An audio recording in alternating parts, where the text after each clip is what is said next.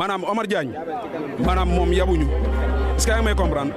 maanaam gouvernement Sénégal ñoom ci seen jëm bopp ñoom ñoo ñu yab soxna si li may wax nii mbaa di nga ko jàllale. maa ngi ànd rek di nga ko jàllale. comprendre nga maanaam gouvernement bi ci jëm boppam ñoom ñoo ñu tooñ. comprendre nga parce que fekk koo xamante ni noonu Sëñ Tuubaa la maanaam du ma ne sax noonu Sëñ Tuubaa la mais noonu maanaam l'islam la parce que noonu l'islam mënta weesu maanaam bañ Sëñ Tuubaa bañ Alaaji Maalik ba bañ Baay Ñas est-ce que yaa ngi may comprendre ñun ay taalibe Sëñ Tuubaa la ñun Sëñ Moussa Nawaye la suñu sëriñ lu dul Sëñ Tuubaa ñoruñu yaa may dégg lu dul Sëñ Tuubaa ñoruñu Omar Diagne nag lii mu def ba pare continuer nekk ci palais benn maanaam ñi ko fa teg ba léegi nii dégguñu ci kenn koo xamante ni wax nga ci wala kenn koo xamante ni intervenir nga ci comprendre nga complice nga lii nii ku ci noppi ku nekk complice nga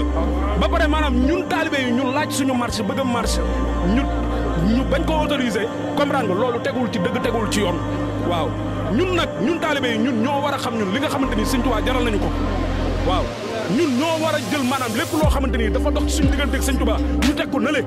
comprendre nga te xam ne maanaam Sëñ Tuubaa moo fi nekk tey moo fi nekk ëllëg nañu tax a jóg nay suñu yitte waaw nañ def Sëñ Tuubaa muy suñu yitte waaw nañ ko def muy suñu yitte tax ñoo jóg tax ñoo toog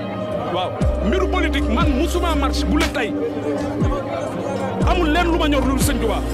Sëñ Tuubaa rek a ma ñor billaay wallaay wa taalaay mais Omar Diagne nag lii nii maanaam dañuy interpeller le président Diomaye Faye comprendre nga ak son premier ministre Ousmane Sonko comprendre nga ñu wax ci mbiru Omar Diagne nañ ko limoger immédiatement maanaam demande la boo xamante ni képp kuy murid yaa ngi koy laaj tey